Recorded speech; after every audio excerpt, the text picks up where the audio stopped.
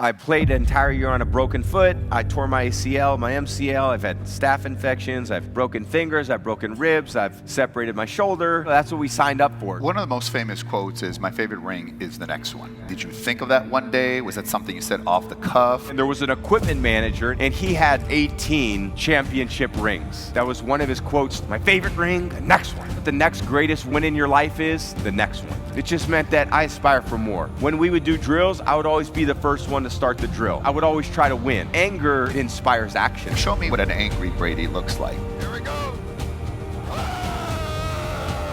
How do I get the most out of myself every single day, year after year after year? We had an NFL record, 9 straight seasons we made it to the Final Four. 9 straight years.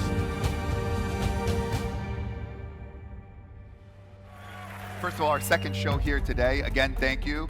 And this is a fantastic crowd. And are you happy to see Tom here in Australia? Well, I'm happy to be here.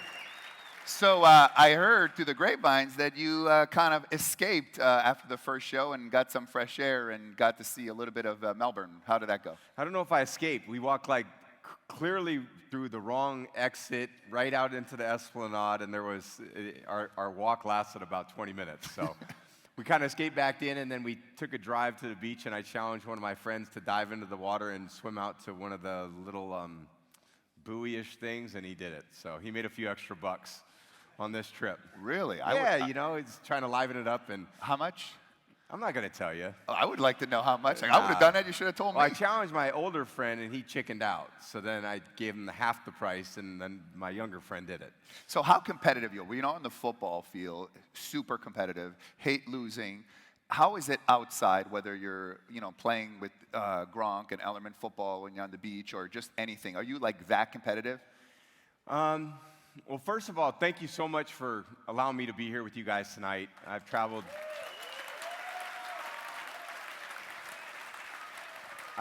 from the East Coast of the United States yesterday, and it's been quite a journey. But I tell you, the reception I got this afternoon, as well as meeting a lot of the people from earlier in the afternoon, as well as earlier tonight, everyone has been beyond friendly and kind and generous and thoughtful, and it really has made a huge mark on me. And I'm just thank you. I love you too, man. And I'm just grateful to be here with you guys tonight. And I know thank you guys for supporting me and showing up. And hopefully you get to enjoy the night a little bit. You got to enjoy a dinner. And this is a very special thing for me as well. So thank you. And as far as your question goes, JT, about my competitiveness, it's absolutely still there.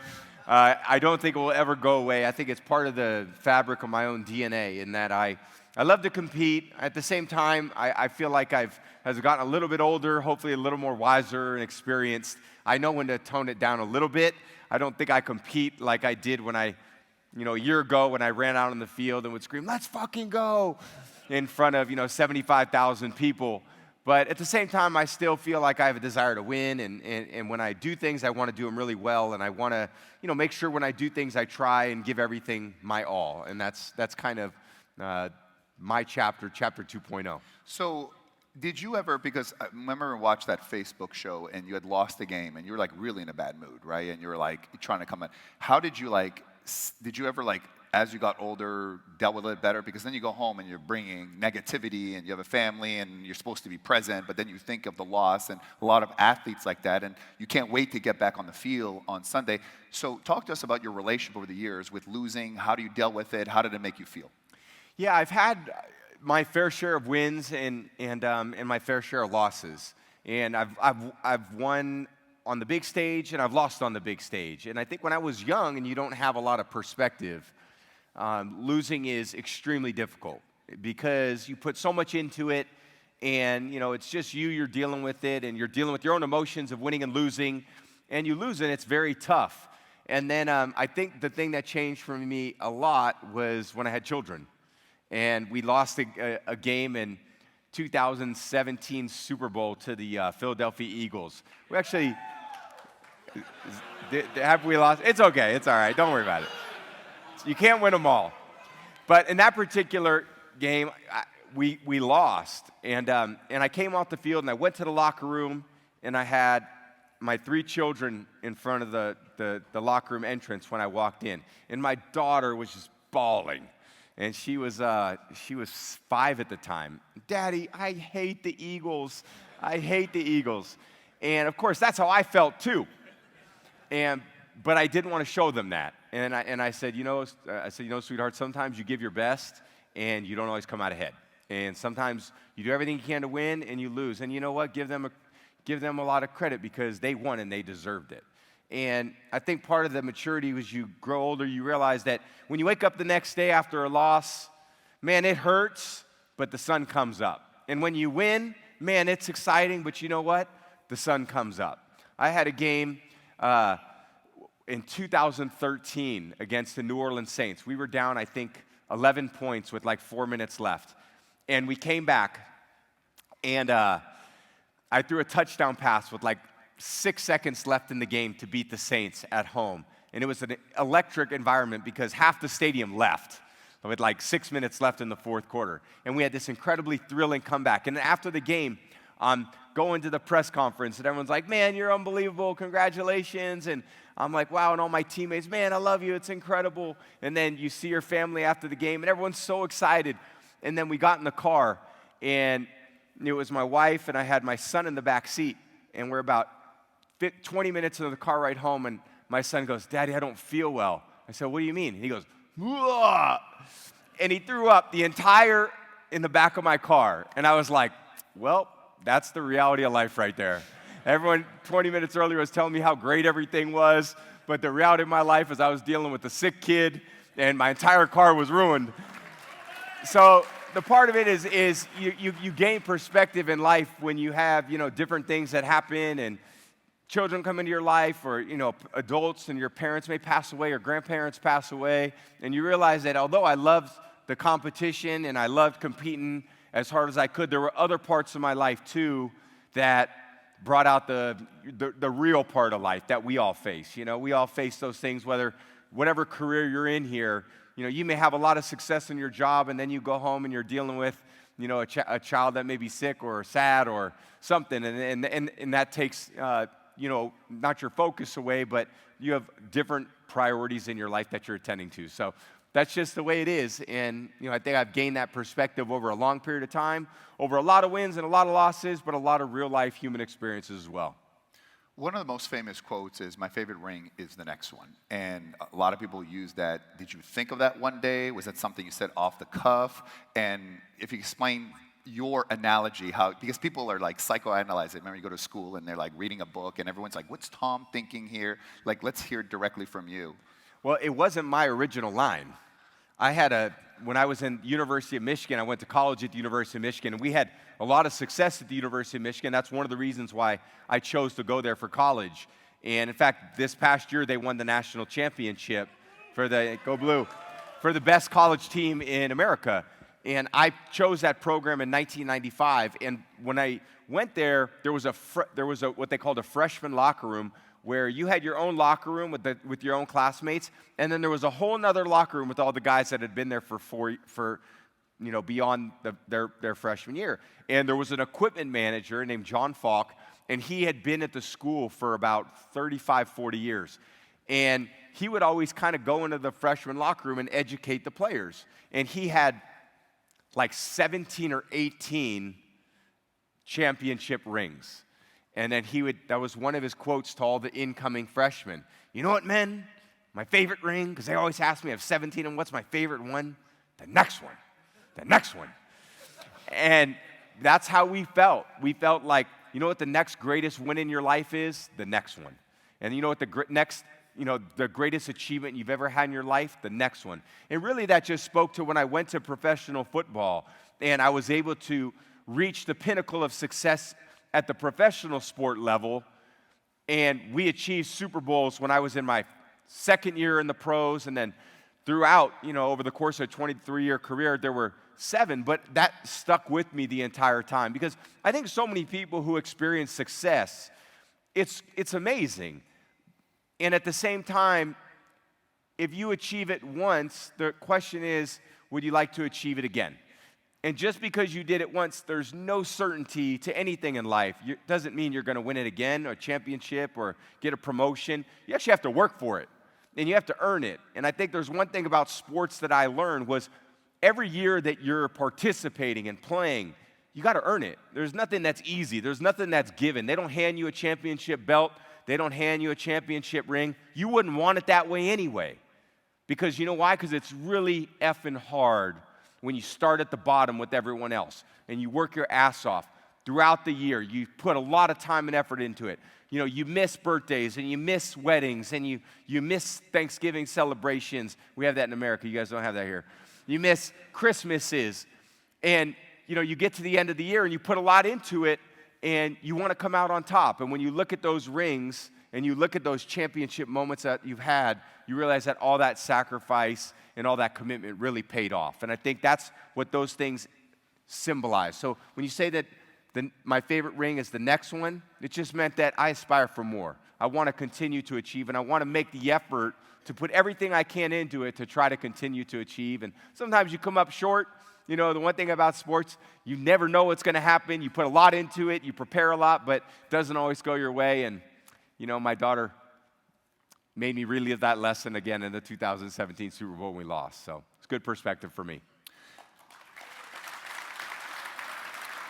So there's a lot of very successful CEOs here from all over Australia, and it's harder than ever now to motivate people to want to work and to better themselves in a culture where I just want to relax and be lazy, work at home, all this kind of nature that post-COVID happened. What advice would you have for them, and how did you motivate your teammates and now your team now to be the best version of yourself? See, I have an interesting thought on that too, and I hear that a lot. You know, people don't want to work as hard and all that. I think they're going to work as hard as you push them to work. You know, I think that in my experience in playing pro sports, guys still want to be coached. They want to be led. They want to, you know, if you push them, people will give you what they have. Give an example. So, you know, again, later in my career, I was still pushing really hard like it was my first year out there. I always felt like, you know, when you're a part of a team, and I was the quarterback on the team, my spot, just because I had experienced a lot of success, I didn't feel like I was entitled to that position. I felt like I had to earn it every single day. And some days I would not have a good practice. And I'd walk in there, and I'd walk into the bathroom, and I'd be washing my hands, and I'd look in the mirror, and I'd be like, Brady, you suck. I can't believe that this team wants you as your quarterback. You're terrible. And I felt like I didn't deserve it that day. You know, I didn't practice and prepare the way that I needed to for my team to be successful that day. And those parts of me continued to drive me. And I think when my teammates saw me take practice really serious and take all the preparation really serious, they began to say, okay, I got to take it, you know, very seriously. I got to treat practice like it's a game, and I got to work really hard. And then I had to continue to push them because maybe they came from a place where they weren't practicing as hard in college or in a different pro team. I feel like most people want to work to a certain point of their comfort zone. You know, most people want to work right to the limit of their comfort zone. But once they work beyond that comfort zone, man, it's uncomfortable for them. They feel like they're working at 110%. Maybe they're only working at 75% of their comfort zone. So when you say, hey, I need you to work 10% harder, they think they're working at 110%, but I only knew they were working at 85%. Because I had played with a lot of guys who had to work at 100% because they weren't the most gifted players in the world. So a lot of times the people that had the most skill and they were the best athletes growing up and they had, you know, the size, the speed, they didn't learn to develop that work ethic.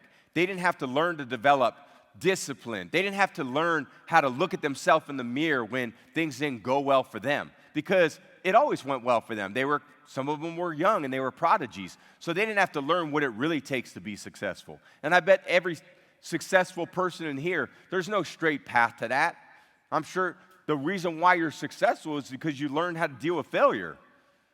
You learn how to deal with adversity. You learn how to deal with challenges. And when you learn how to deal with challenges and you overcome them, it builds confidence. Then when it builds confidence, that confidence is infectious. You're around people, and people always like, man, Tom, you seem so cool and collected in the pocket. You always seem so cool when you ran out there on the Super Bowl, and like, man, you had everything under control. And I was like, well, I was. Because I pushed myself every day to be prepared for those moments. I treated every practice like it was a game. When I worked out in the off season, I treated it like that was an in-season workout. When I was working on my throwing mechanics in the off season because I wanted to be as perfect as I could with my throwing mechanics, I treated it like, man, this throw is for the game-winning pass in the Super Bowl. And there's a lot of other athletes that I admire that would do the same thing. Michael Jordan and Kobe Bryant. Some of those, the most amazing people that I've been around as athletes, they saw it very similar to the way I did. You don't want to wait to the big moment and figure out whether you're ready or not. You want to be ready when you're going into that big moment. And when you're in that big moment, if you've tried and failed, okay, well, I know that I'm not going to do that way. I'm going to adapt, and I'm going to learn, and I'm going to grow. And then when you learn and adapt and grow, again, more confidence. So over a long period of time, I became a very confident player. And then every player that stepped in the huddle with me, man, they were confident in me because they saw it in my eyes. They knew I wasn't going to flinch. And you know what that gave them? Gave them confidence. And if we were out there as a unit of 11 people on the field at the time and everybody was confident, all of our teammates looking at us on the sideline, you think they were confident? Yeah, because we were confident. So if they saw a whole team, the sideline, the people on the field confident, if we looked over at the opponent, do you think it looked to them like our whole team was confident? Absolutely. And if you saw their team feeling like, oh, God, Patriots are confident, and our whole teammate felt like, oh, yeah, we're confident, what do you think the crowd felt? Did it look like they were confident in us? Absolutely. So that's just how one person can have this infectious, competitive desire to win and confidence in themselves that can inspire a whole stadium full of people. I mean, that's a powerful thing. Now, you got to work at it. It's not like that comes overnight. You got to develop and hone that day after day after day. And when you get there, it's an awesome feeling. But that's what every athlete strives for. It doesn't mean just because you're confident you're going to win. It just means you have a belief that you're going to win. And sometimes when you come up short, you got to figure out why you came up short, and then you go at it again. So those examples that maybe you guys could take with you after you lead tonight, they can lead you to confidence in the things you're doing, or the little children that are here in the back. You know, you're going to have to fail. The only way to become confident is to build something. The only way to build something is to watch something fail. You can't be scared of failure. You're going to try things outside of your comfort zone. And when you try them outside your comfort zone, you're not going to be great at it because you've never done it before. But that's okay. Fuck it. Who cares? Just try it again. And I promise you, the second time you do it, you're going to be better. So when you went from New England to the Bucks, I'm trying to understand your dynamics with the teammates, right? How many people there are in a team? 80 or so? Yeah, about 80 right. active players. Does like everybody get your cell phone number? Does everyone text you and say, Tom, I need some advice, or things like that? Like, what was the dynamic in the locker room with the players? Or like, I'm Tom Brady, and like, how was the dynamic? So I would say I was probably there's one thing I was born with. There was probably a natural leadership of, always kind of wanting to be first in line. Or I always, for 23 years, I always sat when the coach would get up and speak in front of the whole team. He would speak, where this speaker is, right? Is that a speaker or light? This looks like a speaker. It is. I would sit right here all the time. I was right in front. I had my notepad. I took notes every single day. Everything that came out of the coach's mouth, I wanted to make sure I wrote down. Sometimes wasn't that important. Sometimes it made me from not wanting to fall asleep, because some of it got a little boring from time to time. But I felt like if I was writing things down, okay, I'd at least stay locked into a degree. So for me, leadership was always sitting at the front. When we would do drills, I would always be the first one to start the drill. When we would do competitive drills, I would always try to win. So naturally, I think some of the things that I wasn't great at, maybe physically, there were other intangible things that came a little bit more naturally to me. And then fortunately, I found a profession where, that leadership and that emotional awareness and that physical awareness of my body and the way that it grew, and then, how I thought about the game tactically, all kind of came together and allowed me to really maximize my potential. Because that's what it was always about for me. How do I get the most out of myself every single day? How do I get the most out of myself every single year so that I could be the best I can be for my teammates? I'm watching these teams play here at the end. There's 4 teams left in the NFL playoffs right now. There's a game tomorrow in America, 2 days from, not tomorrow, the day after. still confused. But wait until you fly back. It's going to take you a week to get unconfused. Yeah, it'd be all messed up. But, I appreciate that, these teams that get to the Final Four, because they put a lot into this year, and they put a lot into this moment. And whoever wins these games truly earns it. But it's really hard to get to this point. You got to have a lot of people that are pulling in the same direction. You need a lot of things to go your way. And I was fortunate we had an NFL record, 9 straight seasons we made it to the Final Four. 9 straight years. Yeah. And I would say, and I say this with humility, that it wasn't a fluke, because I believe we did the things as best we could the right way. We had a great culture of people who cared about each other. Number one, they cared about each other, and they cared about what we were trying to accomplish. And what we were trying to accomplish was winning a championship. So the third part of that is, do you care about yourself? And when you sign up for a team sport, your own personal agenda and caring about yourself should always come third. And I think the challenging part about today's day and age is because we get so much attention for maybe not doing that much, you begin to forget that caring about others and caring about what the team is trying to accomplish or what the business is trying to accomplish. The problem is a lot of personal agendas come first. And I think that's where you see things fracture. The easiest thing, I've been a part of really good teams that did things the right way, had great culture of guys, men, women that cared about each other, cared about us winning. Yeah, once you signed the contract, you were on board. I think it's a little more challenging in today's day and age because now people are trying to create a lot of self-promotion. And that's just social media and the ability to really promote yourself, which is much needed in the world because that's just where our eyeballs are at. But at the same time, I felt like the best teams I was a part of, and I'm sure the best businesses that you guys see and you're a part of and that are successful, those are the goals you have in mind. And I think when you're the leader of those organizations, you're the ones that has to set the tone because everyone's watching you, and they're going to do what you do. I felt like, for me, all those years, if I wasn't going to do it, how are these guys going to do it? I can't get on these guys and be critical of my teammates if they didn't see me caring, if they didn't see me showing up early, if they didn't see me playing every week, if they didn't see me making the commitment to keep my body prepared even at the age of 45. My teammates knew that I was the most prepared. They knew that I worked the hardest. They knew that I showed up the earliest. They knew that I cared the most and had the most input. So I could get on them as often as I needed to and as I wanted to because I expected a lot out of them. Lead by example. Yeah, because in the end, I expected a lot out of myself. And when I expected a lot out of myself, I could be critical. It's hard to be critical on people if you don't want to do the work yourself. So, great leaders lead from the front. Yeah, but the question is, how many of them have your cell phone? Oh, well, how many have my cell phone? No, but at the team, right? There's 80 people. Whoever needed it. Everybody would need it. No, they wouldn't need it. Not that, a lot of people wouldn't. But the point is, if they ever needed me, I was around there all day anyway. So were you guarded as you got more successful and became obviously world famous? And no, everything? I think the important thing for me was to try to, as I did experience more success, what I always had to do as a quarterback was I had to break down a lot of walls. I'm sure if you run a business here, you have employees that come up and, oh my God, the boss is here. I don't want to, can't say anything the wrong way, or and I think there's part of that that's good. When I walked in, I wanted those guys to sit up. Oh shit, I got to pay attention. Tom's here, because they couldn't. I would make them pay attention. And that was good. I needed that because the competition's tough. The competition's tough in business. The competition's tough in sports.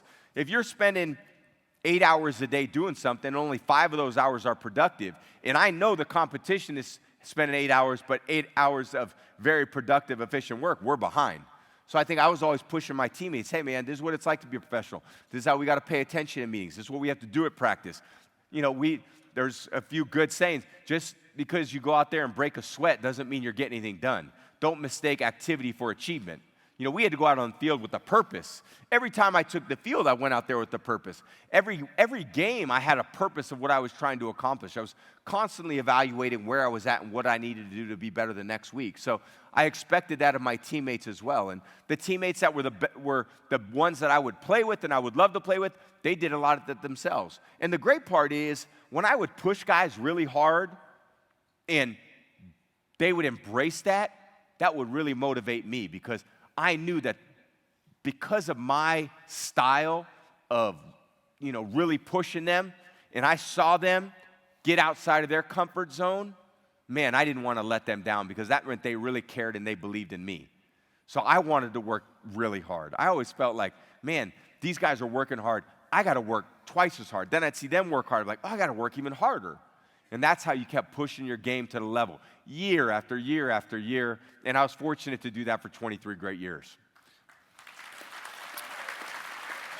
So, what advice do you have for people who deal with negativity, haters, people criticize them, and it starts getting doubt in their head, which is not an easy thing. As a public figure, I think you've dealt with it for a long time. But in the earlier stages, as you progress, how did you deal with people saying, you suck, you're not what you are, you're this, So I think we all have to have thick skin. I think we all have to, especially if you have a degree of success, and you're going to have to deal with people that don't necessarily like seeing people being successful all the time. It's the way the world is. Just we got to deal with it. The question is, does it really affect you, and does it motivate you to do better and more, or does it do the opposite? And do you do less and become a little bit more aware and critical of yourself because others are critical of you? Naturally, in sports, they write articles every day. They have to. They're selling papers. We had local beat writers. We had ESPN. They were at our practice every day. They watched every game. They would write notes. Brady sucked today. He threw this shitty pass, right? Like, that's just the way it is. They got to pay the bills too. So that website's going to operate. That newspaper's going to operate. And the reality is, over time, hopefully you can get desensitized to it to a degree. Would it bother you on that morning show? Because you used to do a morning show after a game in New England, and then a couple of times they're kind of challenging, and you just seem pissed off, and you're just like, I'm out. Right? Yeah, I think. Is it a bad day, or is that no? Just... I think sometimes you would get annoyed because you were like, why am I signing up for this? Like, I don't need to sign up for to come on and then be berated. Like, I didn't need that. But I don't know. That's just the way Boston was at times. But I think the point is maybe I think if you do get negativity or you get criticism, it should motivate you. Because there's a saying, you can prove them wrong or you prove them right. JT, you suck. Okay, what are you going to do about it? Give you a hug? Well, don't give me a hug. I don't want a hug. I want to see you be better. I want to see you say, you know what? F you, Brady. I'm going to show you that I'm great. And I think that attitude that you have within yourself, you got the choice to react however you want. I could say, JT, you're great. And you could say, I used to think when people compliment me, I'd be like, yeah, they're full of shit. They're just trying to butter me up. They're trying to break my guard down. When I would hear opponents and the other coaches, and I would always find some way mentally to get myself really focused, but I would hear him say, oh, man, Tom Brady this, and I would, in my mind, be like, man, they're not saying that behind closed doors. They're not saying that within the team. They're saying all these nice things to me to think that's really going to affect me. I would say, no, that's disrespectful. And I would flip it on them. And every game I wanted to go in there with an emotional edge because I wanted to be angry, and I felt like being angry on the field was the best way for me to prepare. Show me what an angry Brady looks like. Are you able to turn on YouTube and say Tom Brady angry, and there'll be about 100 clips. Well, sponsored by Microsoft Surface. That's right. I broke more surfaces. I would smash them. I'd punch them with my fist. I'd slam my helmet. It would be like a child throwing a temper tantrum. But are you consciously knowing you're doing it for cause and effect, or are you just lost at that point with you know what I mean? Okay, I can turn it on. I think that anger is a good emotion because it inspires action, actually. I think being depressed does the opposite. And I think there's a difference between anger and depressed. If I was playing bad, let's say in the first half, the easiest thing for me to do is get angry at myself. Because if I got angry at myself, I'd actually have to do something about it, which hopefully was change my state, change the energy, get out there, and then ultimately go out there and try to perform better. If I got sad and depressed and mopey, that did nothing. That did nothing except dig a deeper hole. So whenever I felt like things weren't right, the only thing I could do would be challenge myself more. And then if my teammates weren't right, I would challenge them even more. And I would really push them. And I could push them without them getting depressed because they knew I cared about them. And the only reason why I was doing it was try to get more out of us. Because, again, There was no game. There's a lot of games where we started well and finished well. There's a lot of games where we didn't start that well, and then we had to figure out how to turn it around. Let me ask you. So, what happened in the locker room when you were down? I think 28-3 with the Atlanta Falcons during that Super Bowl. What happened in that locker room? Did you lose it? Did you throw things? What happened? Because it's the greatest comeback of all time. Well, that was a great game, and one of the greatest games in the history of the NFL. I was very fortunate to be a part of it. Did you think you'd come back? When you go in? No, of course I didn't think we'd come back. I mean, I thought, shit, man, we're getting embarrassed. And being down 28-3 in the Super Bowl, we better go down and score because this is embarrassing. And I'm not going out like that. So come on, we're going to play if we got 19 minutes left in the game. What happened in the locker room? Like, did you get up and make a speech? Oh, you're calm. No, you didn't yell at everybody? Or no, it was 21-3. We were down at halftime, and we said, look, there was a lot of positive things we did in the first half too. We did a lot of good positive things. We said, look, that obviously we played like shit. We're down. What are we going to do about it? Quit? Or are you going to go out there and fight? So, did you make a speech? That's what I'm saying. Did you make a speech? I already answered. I said, no, I didn't. But it's so surprising because you're like, so, you would be like. No, but they hear me speak all the time. But I was, I mean, I probably said a couple things, but they don't need me to go up there and give a rah-rah. That's not going to do much. Did you lock in, like, at your cubicle in there and just kind of like. No, we talked about what we needed to do, and we said, look, there's a lot of good things we did. We got to get out there, and we got to, I can't throw an interception return for a touchdown like I did in the first half. We fumbled the ball. We moved the ball. The good part was the Atlanta Falcons defense was on the field for, like, almost the entire first half, so I knew they were worn out. So when we got into the second half, we said, when we were walking out of the locker room at halftime, our coach, Belichick, said something great. He said, fellas, it's 21-3. 21 points is not going to be enough to beat us, okay? So we went out there and we said, all right, we got to get out there and we got to score. We got a 3-and-out by our defense. They punted the ball to us. We had great field position, and we went 3 downs and out, and we had to punt the ball back. They went right down the field and scored 28-3. And on the field, I was like, shit, maybe 28-3 is enough to beat us. And I was like, all right, fellas, come on. We got to go down and score. We just got to go down and score. I mean, it's embarrassing when you're down 28-3 in the Super Bowl. You're like, we got all this way. 100 million people watching. There's a lot of people watching. Hopefully some of you guys are watching. And we said, all right, we got to go down and we got to score. And we went down and we scored a touchdown. We missed the extra point, and it was 28-9. And it was like, okay, come on, good drive. That was exactly what we did in the first half. We just actually finished the drive. We said, come on, defense, you got to go out there and you got to make a play. You got to stop them. They stopped them. They punted the ball to us. And we said, come on. We don't have how many drives we got left in the game, 3 or 4. We got to go down. We got to score. We actually blew the ball down the field into the red area, and we ended up settling for a field goal. And it was 28-12, 2-score game. And we're like, fucking 2-score game. We're down 28-3. That was a 4-score game. We just need a defense to make a big play. Next drive, Dante Hightower knocks Matt Ryan, knocks a ball off him. We jumped up and down, and I was like, oh, here we go, game on.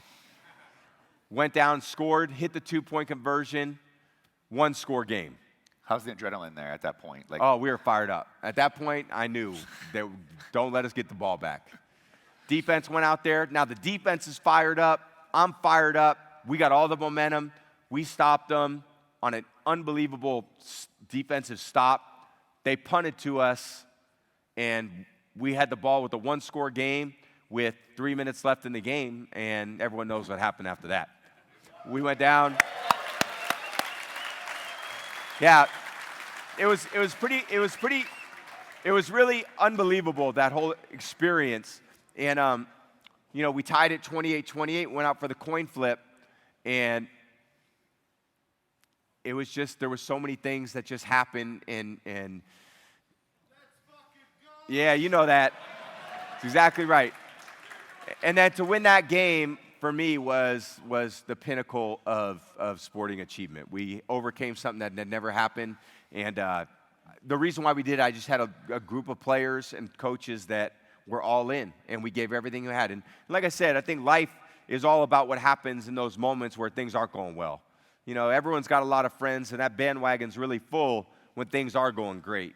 And in life, there's so many things that are good happening in your life, and then you really know what you're all about when things are rough and things aren't going well. And over 23 years, there was a lot of rough moments in my life, on the football field, off the football field, and I certainly know who the people in my life that I can stick through and stick with. And thinking about that game, those players on that team I'd go to war with if we had to. They were everything you'd ask for in teammates. They loved each other. We practiced hard. We cared about everything that we did, and we had a great pride of what we were trying to do. We wanted to represent our team, our community, our state, all of New England region the best way we possibly could, and we rewarded them by supporting us with the championship trophy. By the way, are you guys enjoying this? You guys want more? So, Tom, this afternoon, we had a phenomenal conversation, and people left, I'm still getting a lot of messages, how amazing and inspired. I mean, they just wanted to take on the world. And I felt inspired, too, and we both enjoyed it. Do you remember a conversation you've had maybe with a Michael Jordan or Gretzky or somebody else that, fired you up? And what was that conversation? What was it that stirred you more when you talked to them? So I've been very fortunate to talk to a lot of different people over the years, a lot of my sporting idols growing up. And I had a lot of people along the journey of mine that inspired me to, be the best I could be out there and be the best I could be for my teammates. And teammates that were the people that inspired me the most, I would say, weren't the people that would come in and give us a 1-hour speech. It really wasn't. I think the people that inspired me the most were the guys that I hung out in the locker room. They would, I always felt like I wanted to be one of the guys because I always was one of the guys. I was one of the guys growing up in high school and college, and I got to the pros, and we had success, and they treat you different when you go to the pros and you have success because you're now a professional athlete and you win, and now everyone's jumping on the bandwagon. Well, the people that I wanted to prove that, man, I'm all in with you guys are my teammates. And, I love Michael Jordan. He's one of my favorite athletes. I saw him 3 nights ago. And, he's been a great friend of mine and someone who's always supported me. And Kobe Bryant was a friend of mine. What did you learn from Michael Jordan? He's just been someone I could always call and rely on for, different information at different times. But I think he wired like when you talk to Michael Jordan and you talk to Kobe and you talk to other greats like yourself, do you be like, yeah, that's me? Or they're like, man, that guy's got an extra gear than me. Do you feel like Jordan has an extra gear than you based on the competitiveness and everything? Or you and Jordan in terms of competitiveness and drive and success? I would say that... You never got these questions, did you? No, but at the same time, I appreciated the way that he approached it. That's how I approach it. I don't want to say I'm better or he's better. No, but I'm just saying, sometimes you're like, you sit next to someone like, man, that guy's a whole new level, right? Yeah, I mean, that's what I'm talking about. I think as competitors, right. There's an anger that you have when you're out there. You're not out there to make friends. I think one thing that's interesting now when I watch sports is everyone after the games hugging each other and jerseys and I didn't want to. I shook hands because I didn't want to seem like I was a bad sport. But if people didn't think I was, a bad sport, I wouldn't have shaken anybody's hand after the game. I would have walked straight off that field. I'd have flipped off the fans, and I'd have been like, "F you, I'm out of here." Especially Jets fans. Yeah, but I couldn't do that because I wanted to seem like I was a good sport, but I really wasn't a good sport. So I pretended like I was a good sport, but in my mind, I was like, I was pissed. I was pissed every time. Now, it doesn't mean I didn't respect the opponent. I certainly respected them because they beat us. And when you're in sports, you don't always win. And you don't want people going, oh, when you win, you're lucky. And then when you lose, yeah, you should have lost. I always felt like you give the other team respect. But respect to me isn't being a gentleman. But now when I watch professional golf, it's all these dudes are out there and they're shaking hands and they're going on vacation together. And I'm I look at all the rivals I had in sports, Peyton Manning and I didn't speak for 20 years. I respected the hell out of him. And I thought he was unbelievable. But I didn't want to have dinner with him. He was my enemy. I needed to make him a bad guy. Even though he's a great guy. We're better friends now than we were playing. But I wanted to create these guys that, I wanted to have a chip on my shoulder against them too. So I couldn't train with guys in the off season that weren't on my team. I would have guys text me all the time, receivers from other team. Hey, Tom, I'm in LA. Are you in LA? You want to throw passes? And I'd be like, no. I'm not throwing passes with you. I'm going to go out there and throw passes with my teammates. So a lot of it for me was I had to keep that edge. I had to keep that competitiveness. Hopefully you guys in your business and what you're not friends with your competition. Maybe you are. I don't know. That's just not like me. So, Tom, talk about your tolerance for pain. You've played with a lot of different injuries. You're one of your best friends, TB12 method, Alex Guerrero. We talked a little about this morning. How important was it dealing with the pain? So first of all, how's your pain tolerance? Are you like, you just take it and deal with it, or you kind of like complain about it? And what did he do to alleviate that? Because you played longer at a higher level than probably any athlete in the history of any sports, forget football. So talk about that pain tolerance, because it's a lot of injuries in football. Yeah, I think there's two parts about that, and I think there's the pain tolerance. There's actually a physical part of that, and then I think there's a mental part of that, and it's real. I've played an entire year on a broken foot. I tore my ACL, my MCL. I've had staph infections. I've broken fingers. I've broken ribs. I've separated my shoulder. I mean, all the athletes in here who have done a lot of those same things, that's what we signed up for. So I would say naturally I do have a very high pain tolerance, which is helpful. And at the same time, as you allude to, my friend Alex, excuse me, who's here with me now, who I don't get to see as much anymore because I'm retired and he's still busy working on different people. But I love my time with him, and we really worked hard over the course of a long period of time to help my body become resilient to all the forces that I was going to take on the field. So I feel like part of this second journey of my life, too, in the second chapter outside of playing, I want to teach a lot of people about the things that he and I did together that allowed me to be successful in my career. I would have, had I not met him, I probably would have played 8 or 9 years in the NFL and not 23. Wow. We spent countless hours trying to prevent injuries. I always feel like, too, so many people wait to get injured before they address something.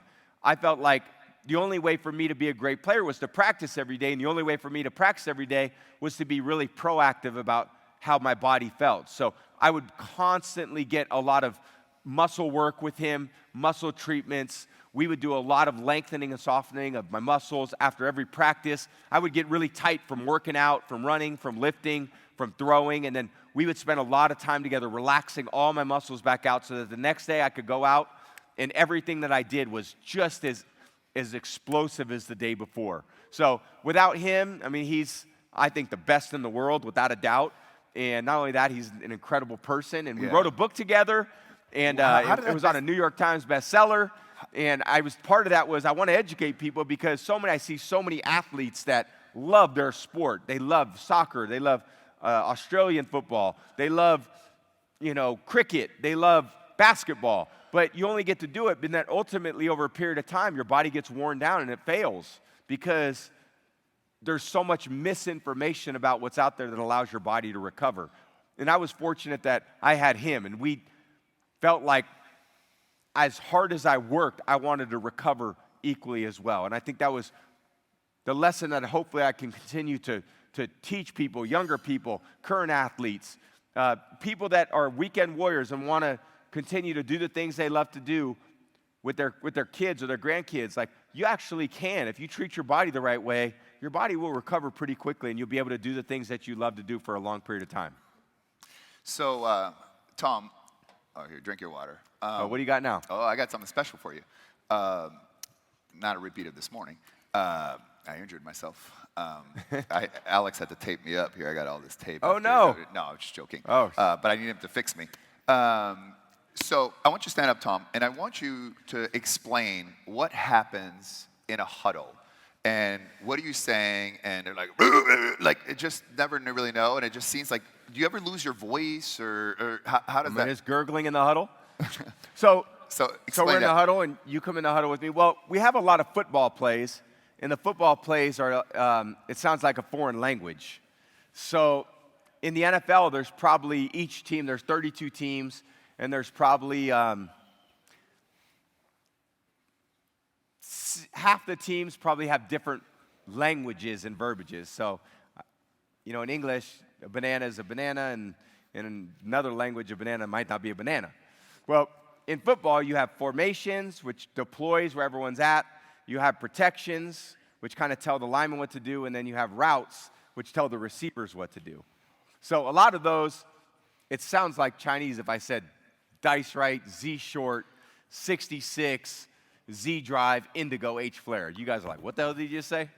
Sounds like a movie or something. It's a lot, but it basically explains and tells everybody what to do. Now, a different team would call that play something different. Spread right, F short, in a different place. So a lot of it's a language. So when you get in the huddle, outside of going, wake the F up, and we got to do a better job, you're trying to give the play and then maybe one or two coaching points beyond that.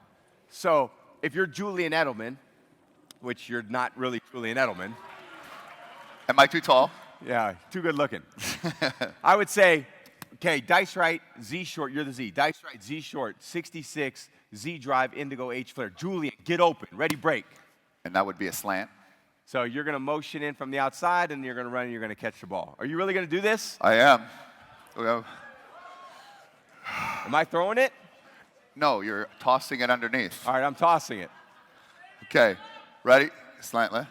Yeah, do whatever you want. I'll read you. All right. We had a few of those routes, too. Hey, sounds pretty good. I practiced in my hotel room. You didn't look hurt at all. No, I didn't. No, so a lot of it was. But you do the snap count, like the thing, like do your snap count, like I like that. You like it when I scream? Yeah, it's like motivating. Well, a lot of it is you're trying to you have the advantage on offense because you know when the ball is going to be snapped. So in the huddle, you would have lots of different times when you would snap the ball, and it was a timing thing. So you could say on 1, on 2, on 3, and that meant on the hut. So I'd say green 19, hut, if I said on 1, and on that hut, everyone would go. And if I said on 2, it meant the second hut. So I'd say green 19, hut, and on the second one. So you're always trying to get them to jump offside, the defense, because the advantage, we have these big guys up front, the linemen, they're really talented, but they're not as talented as the defensive linemen. Those guys are studs. The big guys up front, they're studs in a different way, but not quite as